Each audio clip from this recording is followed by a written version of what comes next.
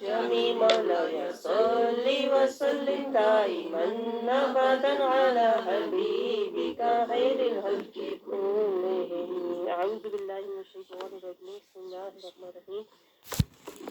جو ہم نے کل نیتیں کی تھی اور کل ہم نے جو اپنے مقاصد اور ارادوں کا تعین کیا تھا ذرا اس کو دہرا لیتے ہیں تاکہ ہمارا فوکس رہے کہ اس دورہ قرآن کا مقصد کیا ہے. سب سے پہلے تو آپ یہ سمجھیں کہ جبرائیل علیہ السلام نبی صلی اللہ علیہ وسلم کے ساتھ ہر رمضان شریف میں جتنا قرآن پاک نازل ہوتا تھا تو اس کا دورہ کیا کرتے تھے، دہرائی کیا کرتے تھے. تو یہ ایک طرح سے رسول اللہ صلی اللہ علیہ وسلم کی بھی سنت ہے.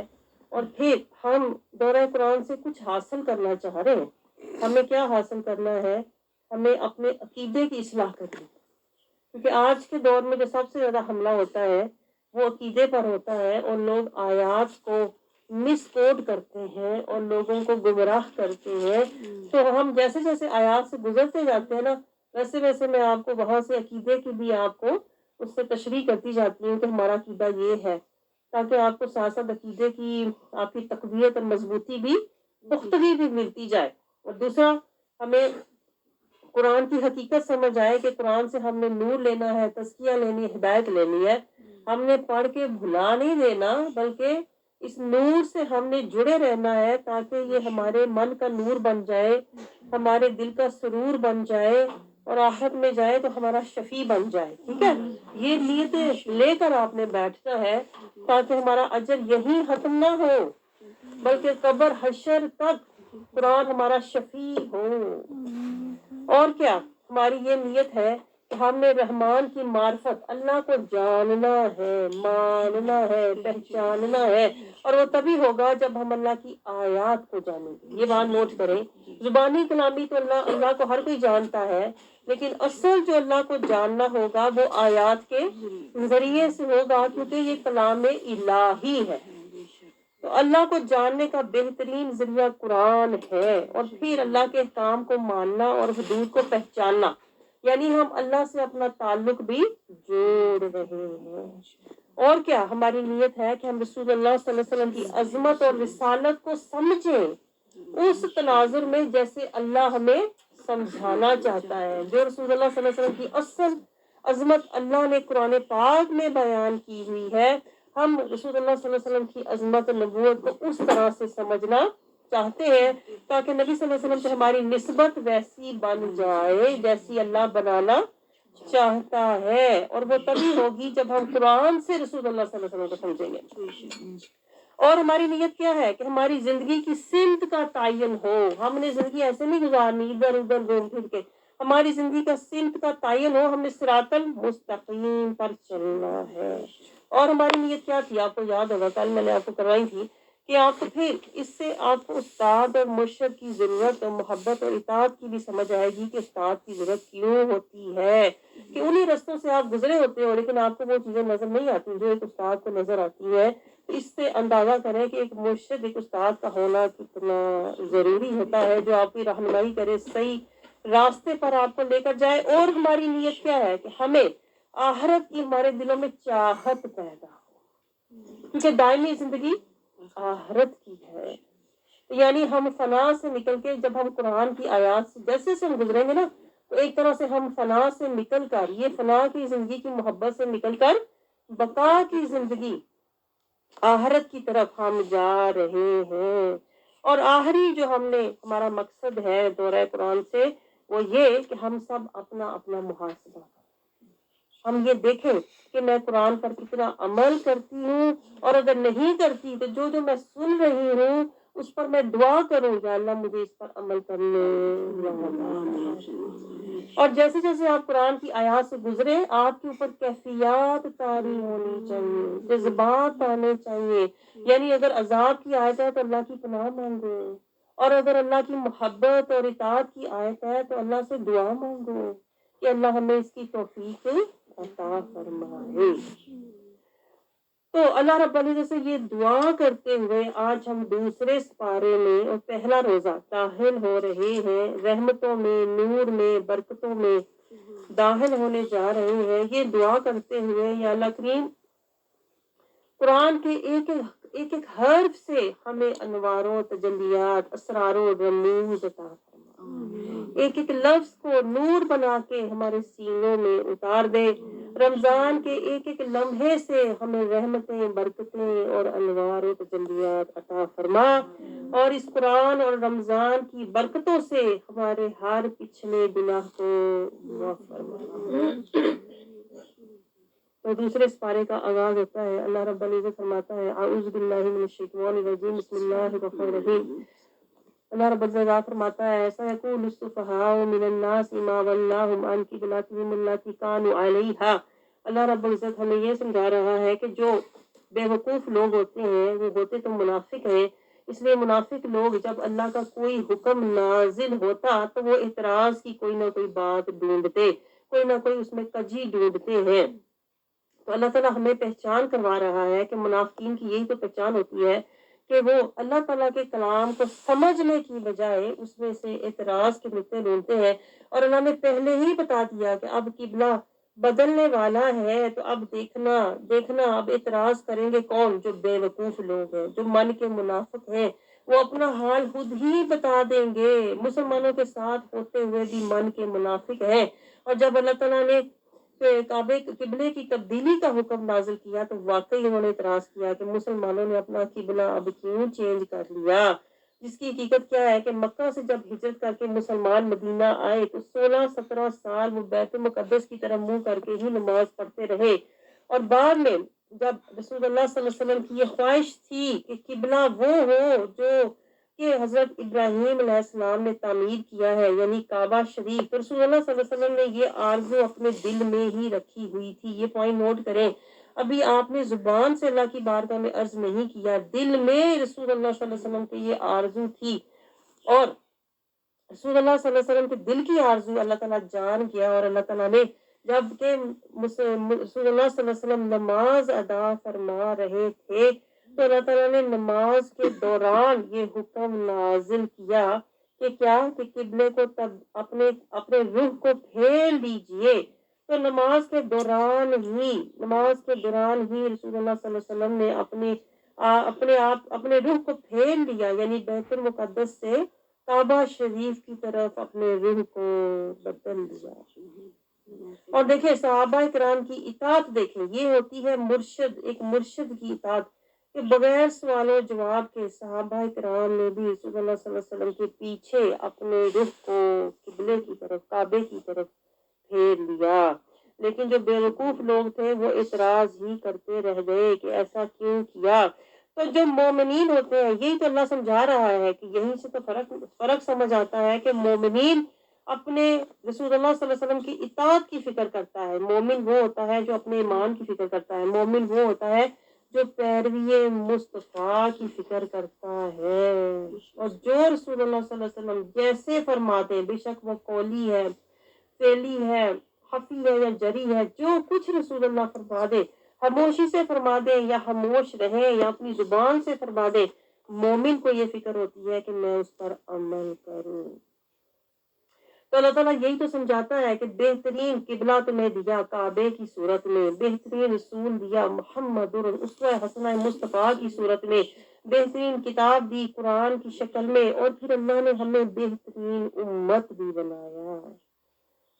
ہم بہترین امت ہیں۔ اللہ تعالیٰ نے فرمایا ہے کہ یہ جو امت ہے نا مسلمان، امت محمد، یہ امتوں وسطن، یہ امت وسطن ہے، یہ بہترین امت ہے، اور یہ دوسروں کے لیے یہ کیا ہے؟ اللہ تعالیٰ فرماتا ہے یہ دوسروں کے لیے گواہ ہے، یہ دوسروں کے لیے رہنما ہے۔ تو اللہ تعالیٰ نے ہمیں ایک ڈیوٹی دے کے بھیجا ہوا ہے، آپ کو پتا ہماری ڈیوٹی کیا ہے؟ کہ ہم وتواصوا بالحق وتواصوا بالصبر کریں، امر بالمعروف ونہی عن المنکر کریں، اور لوگوں کو حق کا رستہ دکھائیں۔ یعنی امت محمدیہ کی یہ اللہ تعالیٰ نے ڈیوٹی لگا رکھی ہے کہ جو کام تمہارے نبی نے کیا تھا، جو مشن تمہارے رسول کا تھا، تم اسی کو لے کر چلو، اور اگر ہم اس مقصد اور اس مشن پر زندگی گزاریں گے تو ہم دنیا اور آخرت میں کامیاب ہوں گے۔ تو اللہ تعالیٰ مزید سمجھا رہا ہے کہ کعبے کی تبدیلی سے اللہ نے یہی تو آزمایا تھا کہ کون میرے محبوب کی پیروی کرتا ہے، میں یتبع الرسول، کون میرے رسول کی پیروی کرتا ہے اور کون الٹے پاؤں مڑ جاتا ہے، یعنی کون یہ کہتا ہے کہ ہم نے تو رواج پہ چلنا ہے، ہم نے تو اپنے اعمال سابقہ اعمال پہ چلنا ہے۔ اللہ کہتا ہے یہ بہت بھاری امتحان تھا، لیکن کیا جو مومنین تھے ان کا ایمان ظاہر ہو گیا اور جو منافقین تھے ان کا ایمان ضائع ہو گیا۔ تو یہ پوائنٹ نوٹ کریں، اللہ آزمائشوں میں ہمیں بھی آج بھی جو ہم پر آزمائشیں آتی ہیں نا وہ اسی لیے آتی ہیں، یہ پوائنٹ نوٹ کریں گہرا کہ اللہ تعالیٰ آزمائشوں سے ہی تو دیکھتا ہے کہ کون کس کے اوپر آزمائشیں آئیں اس کو دلگیری ہو، تکلیفیں آئیں تو وہ عاجزی میں چلا جائے، کون ہے جو میرے محبوب کے در کا منگتا بن جائے، فقیری میں چلا جائے، کون ہے آزمائشیں تکلیفیں آئیں تو اسیری زلف مصطفیٰ میں چلا جائے، اور کون ہے جو میرے محبوب کے در کی حضوری میں چلا جائے۔ تو یہیں سے آزمائشوں سے ہی اللہ ایمان کو جانچتا ہے۔ تو جو ایمان والے ہوتے ہیں جب ان پر آزمائشیں آتی ہیں تو وہ اپنے رسول اللہ صلی اللہ علیہ وسلم کے در کی فقیری کی طرف چلے جاتے ہیں، عاجزی میں چلے جاتے ہیں، سادگی میں چلے جاتے ہیں، اور زیادہ ان کے اوپر زاری اور مسکینی طاری ہو جاتی ہے۔ اس طرح ان کا ایمان پختہ ہوتا چلا جاتا ہے کیونکہ انہیں در مصطفیٰ کی حضوری مل جاتی ہے۔ اور آپ بھی اس کی ایک مثال ہے، آپ بھی اس کی ایک مثال ہے کہ دیکھیں آپ کے اوپر دنیا میں تکلیفیں آئیں، آزمائشیں آئیں، پریشانیاں آئیں تو کیا ہوا؟ اللہ نے آپ کو دنیا سے ہٹا کے گھیر گھار کے دلگیری کے بعد دکھوں تکلیفوں کے بعد اللہ نے کیا کیا؟ اللہ نے آپ کو در مصطفیٰ دکھا دیا، اللہ نے آپ کو اسیری مصطفیٰ زلف مصطفیٰ کا اسیر بنا دیا، اللہ نے آپ کو حضوری مصطفیٰ در مصطفیٰ پر بٹھا دیا۔ یہی تو ایمان کی رحمت ہوتی ہے۔ اور جو منافق ہوتے ہیں، منافقوں پر جب تکلیفیں آتی ہیں تو وہ اکڑ جاتے ہیں، وہ شیطان کے مکر میں گھر جاتے ہیں، وہ تکبر میں چلے جاتے ہیں۔ تو یہ اللہ کا راز ہے کہ اللہ آزمائشوں سے ایمان کو جانچتا ہے۔ اللہ کہتا ہے آزمائشیں ہوتی تو بھاری ہیں لیکن کیا اس سے ایمان جو منافق ہوتے ہیں ان پر یہ وار کاری ہوتا ہے۔ بھاری آزمائش منافق کے اوپر وار کاری ہے، لیکن یہی آزمائش ایک مومن کے لیے اس کے درجات کی بلندی اور ہدایت کا باعث بن جاتی ہے۔ اور اللہ تعالیٰ کیا فرماتا ہے کہ اللہ تعالیٰ نے کسی کا ایمان اللہ ضائع نہیں کرنا چاہتا، بلکہ اللہ ایمان کو پختہ فرماتا ہے کہ جو میرے محبوب کی پیروی کرے گا اس کا ایمان مزید پختہ ہو جائے گا۔ اور یہ کہاں سے ملے گا؟ یہ در مصطفیٰ سے۔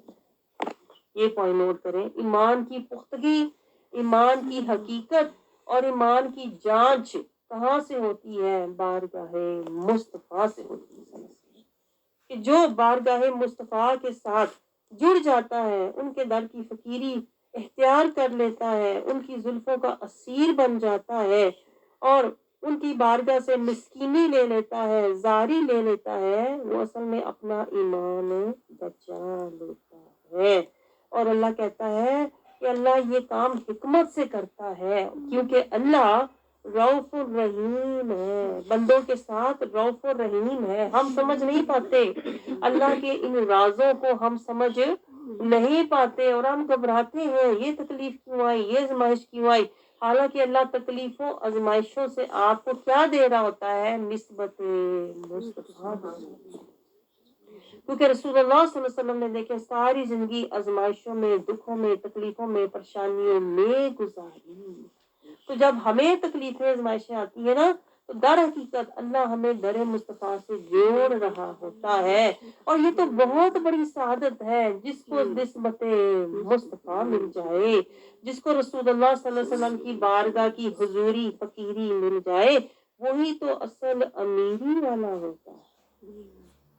آگے اللہ تعالیٰ نے یہ بھی فرمایا ہے کہ تم بہترین امت ہو کیونکہ تمہارا جو رسول ہے، تمہارا رسول بہترین ہے، تمہاری کتاب بہترین ہے، تمہارا دین بہترین ہے، اور یہ بات نوٹ کریں کہ رسول اللہ صلی اللہ علیہ وسلم کے بارے میں اللہ تعالیٰ نے فرمایا ہے کیا، وَيَكُونَ الرَّسُولُ عَلَيْكُمْ شَهِيدًا، کہ یہ رسول تم پر گواہ ہے، یہ رسول تم پر گواہ ہے۔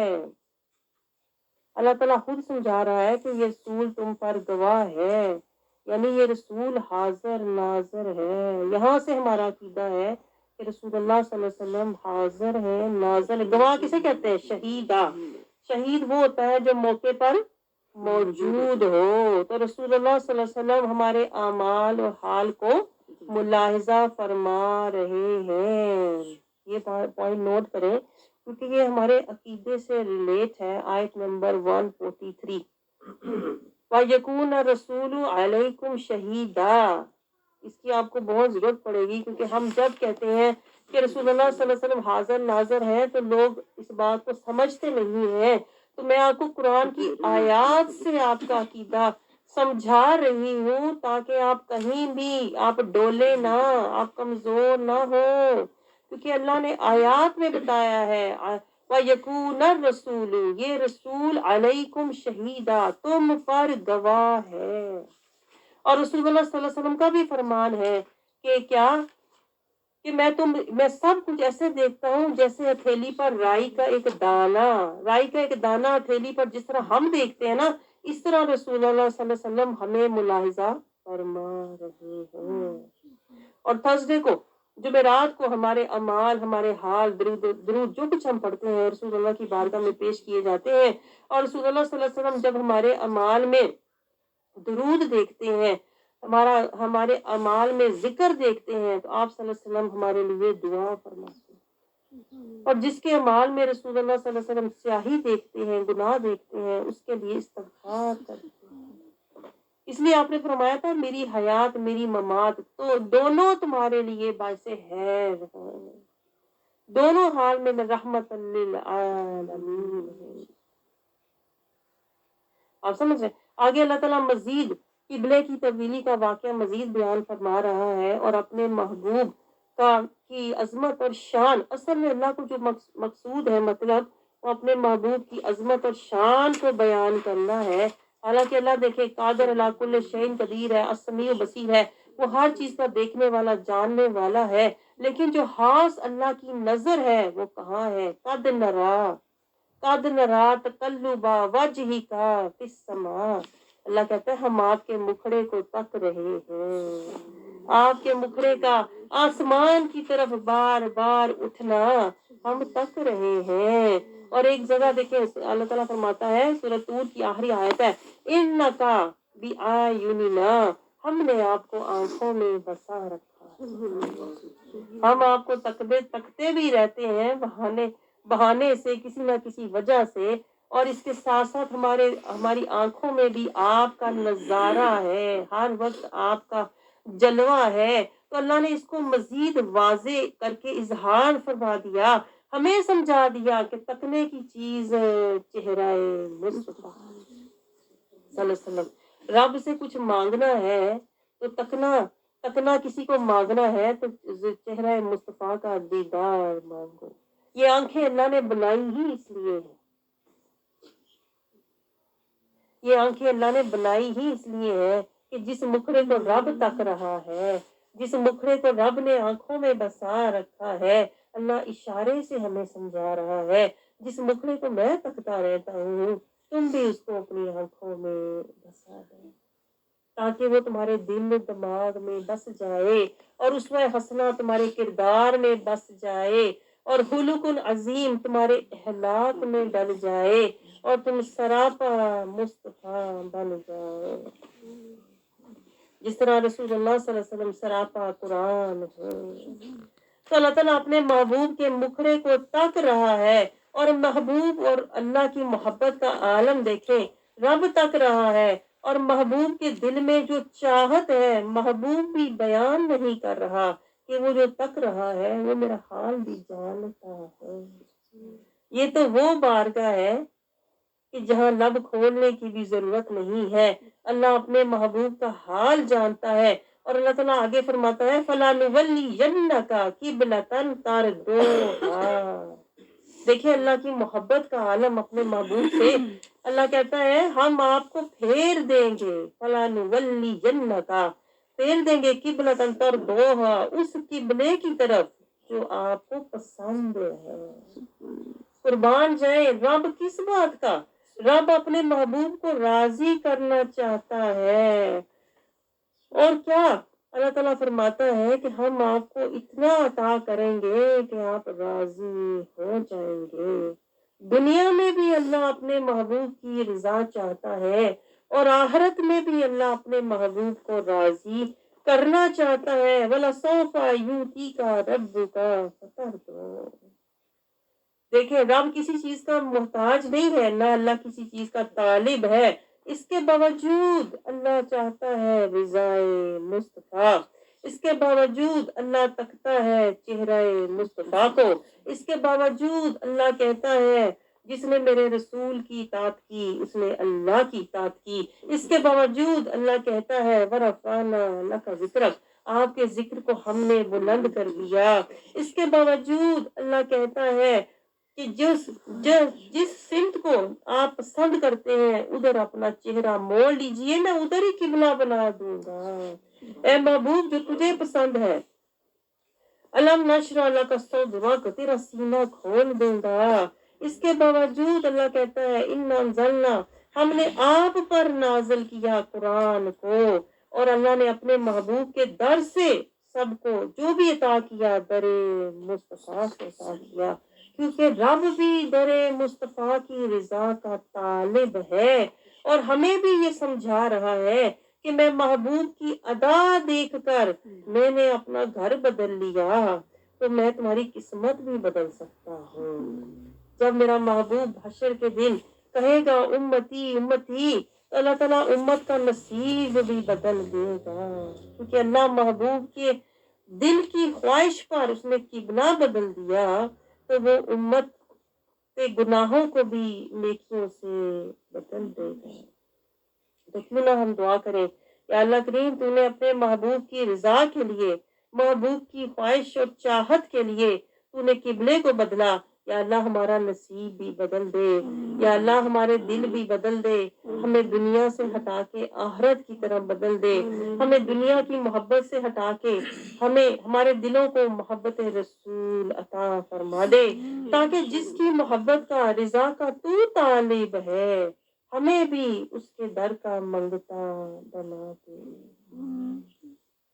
آیات سے ساتھ ساتھ دعا کرتے جائیں، نور لیتے جائیں، تاکہ ہمارے من کا تزکیہ ہوتا جائے، ہمارا من کے پردے ہٹتے جائیں۔ جیسے جیسے آپ دعا کریں گے ویسے ویسے اللہ آپ کے دل پر پڑے ہوئے پردے بھی ہٹاتا جائے گا۔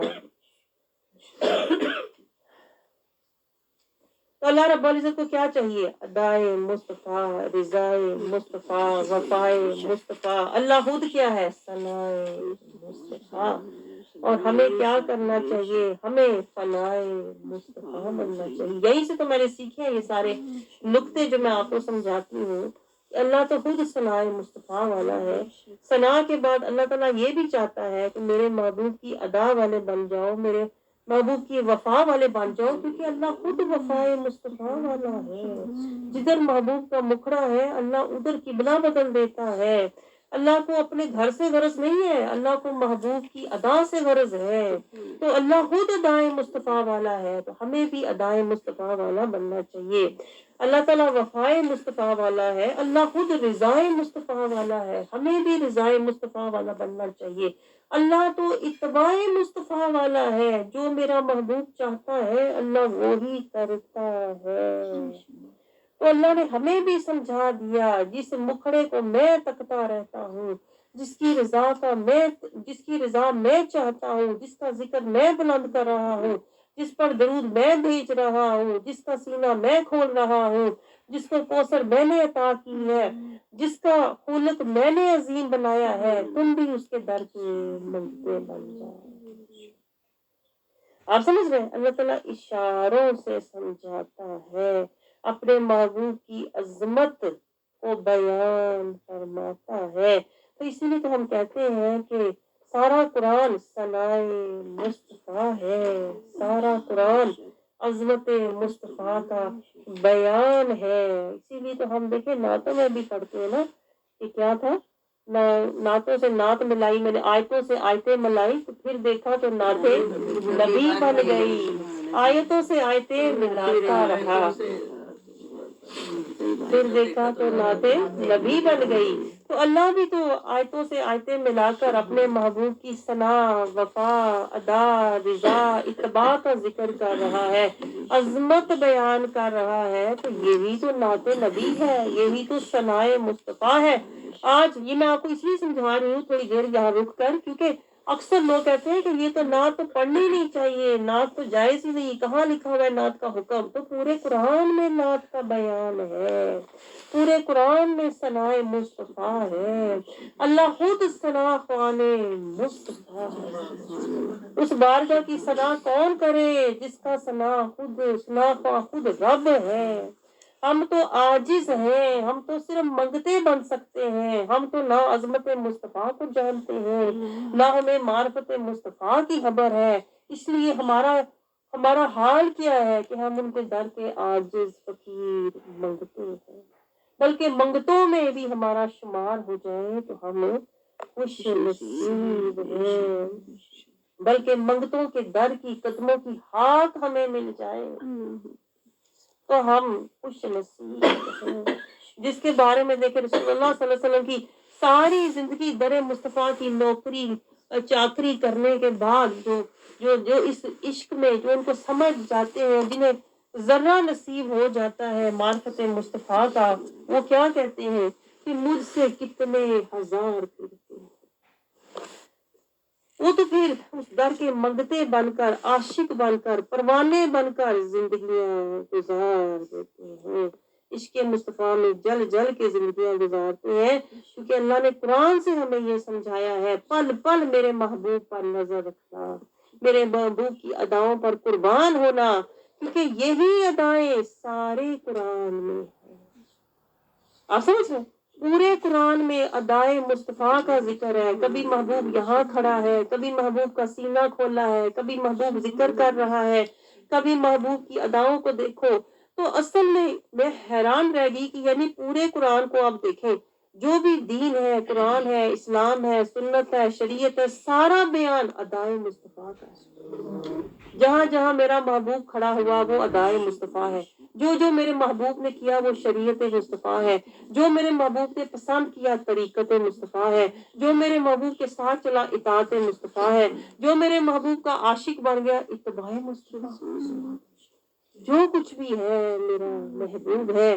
اور یہ وہ راز ہے جو بہت کم لوگوں کی سمجھ میں آتا ہے، اور جن کی سمجھ میں آ جاتا ہے پھر وہ رومی جامی سادی بن جاتے ہیں، ان کے در کے منگتے بن کر زندگیاں گزار دیتے ہیں اور سمجھ جاتے ہیں سب سے بڑی دولت ایمان در مصطفیٰ ہے.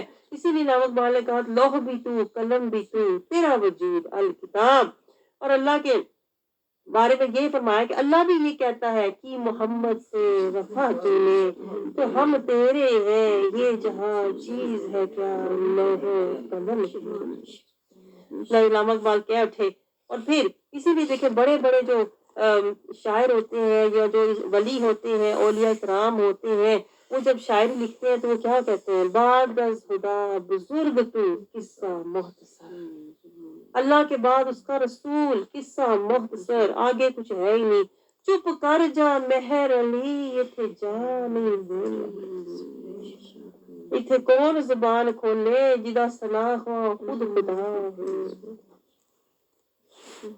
اللہ رب العزت ہمیں ادب مصطفیٰ، پیچھے آپ کو یاد ہے پچھلے پارے میں کل بھی گزرا تھا کہ میرے محبوب کو راعینا مت کہو، کیونکہ اس کے معنی جو منافق لوگ تھے وہ غلط نکالتے تھے اور اس کو گسیٹ کے رائینا کہتے تھے جس کے غلط معنی نکلتے. تو اللہ کو یہ بھی پسند نہیں کہ میرے محبوب کو اس انداز سے، اس معنی سے پکارا جائے جس کا کوئی غلط لفظ مطلب نکلتا ہو. تو اللہ نے منع ہی فرما دیا، رائینا کہو ہی نہ، یہ الفاظ بولو ہی نہ.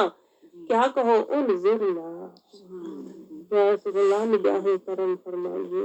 یہ سارے اداب دیکھیے اللہ خود بارگاہ مصطفیٰ کا ادب سکھا.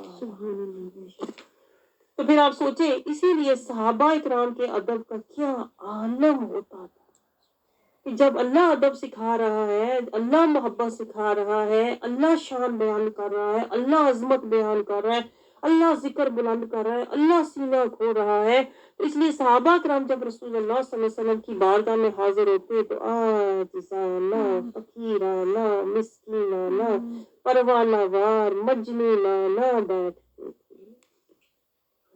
اسی لیے تو رسول اللہ صلی اللہ علیہ وسلم سے عشق و محبت کا ان کا یہ عالم ہوتا تھا کہ رسول اللہ صلی اللہ علیہ وسلم وضو فرماتے تو وہ پانی کو نیچے نہ گرنے دیتے۔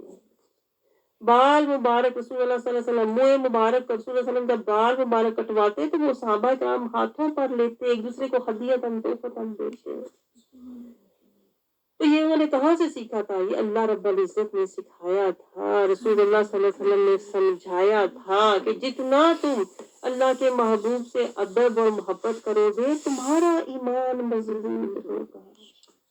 یہ ہے ایمان، یہ ہے اصل ایمان، جہاں سے ایمان حاصل ہوتا ہے وہ بارگاہ مصطفیٰ تو کیوں نہ ہم اللہ سے دعا کریں، اللہ تعالیٰ ہمیں بھی بارگاہ مصطفیٰ کا منگتا بنا دے، ہمیں دائم فقیری درے مصطفیٰ عطا فرما دے۔ اس سے بڑی دولت کوئی نہیں ہے، کیونکہ جس پر رب قربان ہے اس پر ہم قربان ہو جائیں۔ آگے اللہ تعالیٰ ہمیں کیا سمجھا رہا ہے کہ اہل کتاب جو اعتراض کر رہے تھے کہ مسلمانوں نے قبلہ کیوں چینج کیا، اللہ تعالیٰ کہتا ہے کہ یہ جانتے تھے، آیت 144 میں اللہ تعالیٰ کہتا ہے یہ جانتے تھے کہ آخری نبی کی یہ نشانی ہے کہ وہ جب آئے گا تو قبلہ چینج ہوگا، لیکن کیا یہ حسد کی وجہ سے اعتراض کر رہے ہیں۔ تو اللہ تعالیٰ اپنے محبوب کو سمجھا رہا ہے اور اپنے محبوب کے صحابہ کو سمجھا رہا ہے کہ جو اعتراض کر رہے ہیں ان کی باتوں کی طرف آپ کوئی توجہ نہ دیں، بالکل آپ پرواہ نہ کریں۔ یہ جو کہتے ہیں قبلہ کیوں چینج ہوا، مسلمان کبھی کس طرف منہ کر لیتے ہیں کبھی کسی طرف منہ کر لیتے ہیں، تو اللہ تعالیٰ کہتا ہے یہ جانتے بوجھتے حسد کرتے ہیں اور رسول اللہ صلی اللہ علیہ وسلم کی عظمت اور نبوت کو نہیں مانتے۔ آگے اللہ تعالیٰ فرماتا ہے کہ جو ایسے جو لوگ ہیں انہیں چاہیے کہ پھر وہ کوئی دلیل لے کر آئے، اعتراض کرنے سے پہلے کوئی دلیل لے کر آئے، کوئی وجہ لے کر آئے۔ اور پھر اللہ سمجھا رہا ہے کہ یہ جو اعتراض کرنے والے ہیں نا، یہ در حقیقت صرف اپنے نفسوں کے پیروکار ہوتے ہیں، یہ کسی قرآن کسی ہدایت کے ماننے والے نہیں ہوتے، بلکہ یہ نفس کے پیروکار ہوتے ہیں، یہ اپنی خواہشات کے پیروکار ہوتے ہیں، اس لیے کہ یہ اپنے حال کے ظالم ہوتے ہیں، صرف اپنے مفاد کے پیچھے چلتے ہیں، مطلب کے پیچھے چلتے ہیں، انہیں حق سے کوئی بھی غرض نہیں ہوتی۔ دیکھیے اللہ ساتھ ساتھ یہ جو اس طرح کی آیات ہوتی ہیں، اللہ تعالیٰ اپنے محبوب کو حوصلہ اور تسلی دے رہا ہے کہ جب لوگ آپ پر اعتراض کریں تو آپ ان کے اعتراض کی طرف کوئی توجہ نہ دیں، یہ صرف ان کے حسد کی وجہ سے، یعنی میرا محبوب اپنا من مضبوط رکھے، اپنا حوصلہ نہ چھوڑے، اللہ اپنے محبوب کو تسلیاں دیتا ہے۔ ولا تحزن، آپ نے غم نہیں کرنا، آپ نے ان کی باتوں کو دل پر نہیں لگانا، بلکہ حق کے راستے پر چلتے ہی جانا ہے۔ اور جو کام جو منصب اللہ نے آپ کو عطا فرمایا ہے، آپ نے اس منصب کو ادا کرتے ہی رہنا ہے۔ آگے اللہ تعالیٰ ہمیں کیا سمجھا رہا ہے؟ اللہ تعالیٰ کہتا ہے یہ جو یہودی ہیں یہ جانتے ہیں قرآن حق ہے، آپ حق ہیں، آپ کی رسالت حق ہے، انہوں نے تورات میں سب کچھ پڑھ رکھا ہے اور یہ اس طرح ان آیتوں کو جانتے ہیں، پڑھا کرتے تھے جیسے اپنے بیٹوں کو جانتے ہیں، لیکن کیا صرف حسد کی وجہ سے یہ شک کا اظہار کرتے ہیں اور آپ کی فیلنگ کو ہرٹ کرنے کی اور آپ کو ڈاؤن کرنے کی کوشش کرتے ہیں۔ دیکھیں اللہ اپنے محبوب کو قدم قدم پہ حوصلہ دے رہا ہے اور اللہ تعالیٰ کہتا ہے کہ یہ اللہ کی طرف سے حق ہے اور اس میں کوئی بھی شک نہ کرنا۔ آیت 147 آگے اللہ تعالیٰ یہ سمجھا رہا ہے اصل کام یہ ہے کیا، فَاسْتَبِقُوا الْخَيْرَاتِ، کہ تم نیکیوں کی طرف دوڑنے والے بن جاؤ، یعنی اعتراض پر زبان کھولنے سے پہلے اور اعتراض میں اور باتوں میں وقت ضائع کرنے سے پہلے کیوں کب اور کیسے کے سوال کرنے کی بجائے جو کچھ یہ رسول تمہیں دکھا رہا ہے، جو بھی تم سے حکم فرما رہا ہے، بس اس کی پیروی کرتے چلے جاؤ، نیکیوں میں آگے بڑھتے چلے جاؤ اور اللہ کہتا ہے مجھ سے ڈرو، یعنی میرے محبوب کی پیروی کرو۔ یہ پوائنٹ نوٹ کریں، جو اللہ سے ڈرتا ہے نا وہ پھر در مصطفیٰ کا منگتا بن جاتا ہے۔ یہ نشانی ہے کہ اللہ تعالیٰ فرماتا ہے نیکیوں میں آگے بڑھو، میرے محبوب کی پیروی کرو، مجھ سے ڈرو تاکہ میں تم پر اپنا انعام کروں، تمہیں ہدایت دوں۔ پتہ چلا ہدایت ملے گی تو ادب مصطفیٰ سے ملے گی، اطاعت مصطفیٰ سے ملے گی، محبت مصطفیٰ سے ملے گی۔ اللہ بھی تب راضی ہوگا جب اللہ کا محبوب راضی ہوگا۔ آگے اللہ تعالیٰ ہمیں یہ سمجھا رہا ہے کہ اب جب قبلے کی تبدیلی ہوئی تو پھر کیا، نماز کے وقت اپنا چہرہ مسجد الحرام کی طرف پھیر لیں، یہی حق ہے۔ اب آپ نے اسی پر قائم رہنا ہے، اسی پر قائم رہنا ہے۔ اللہ تعالیٰ کہتا ہے کہ اب چہرہ بھی اس طرف رکھیں اور راستہ بھی کیا، صراط المستقیم پر چلے، اور نظر میں کیا ہو، جلوہ مصطفیٰ ہو، کیونکہ اللہ کی نظر میں بھی ہر وقت چہرہ مصطفیٰ ہے، کیونکہ اللہ یہی دیکھتا رہتا ہے جو میرے محبوب کی ادا ہے وہی اللہ کی رضا ہے۔ آگے اللہ تعالیٰ ہمیں یہ سمجھا رہا ہے کہ پیروی مصطفیٰ میں لگے رہو تاکہ جو لوگ اعتراض کرتے ہیں انہیں پھر کوئی نقطہ نہ ملے کہ مسلمان تو آپس میں ایک نہیں ہے۔ اللہ تعالیٰ کہتا ہے کہ ان لوگوں سے بچو جو اعتراض کرتے ہیں، اور پھر کیا، یہ جو ناانصافی کرنے والے